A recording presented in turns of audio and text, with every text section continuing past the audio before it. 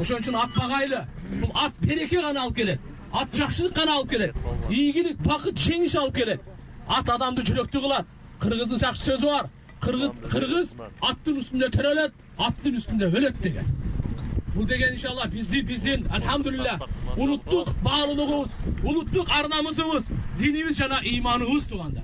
Алла Таала Куранда атка ант ичип атса, пайгамбарыбыз ат боюнча айтып атса, өзү бак кыла деп, атка берген садака колун ачып туруп кайра жумбай койгондой дейт. Түшүнөсүзбү ушул сөздү? Атка сиз чем бересиз, чөп бересиз, бир каратасыз атка, чабендеске бересиз, же болбосо сайыпкерге бересиз. Ушуга берген акча, каражат сиз кол садакага колуңузду ачып туруп, кайра жумбай койгондой дейт да. Ушунчалык чоң садака экен туугандар. Алла Таалам иншалла сөзүбүздү кыскартайлы. Убактыбыз аз болуп атат. Жаратканым Алла Таалам дагы ушул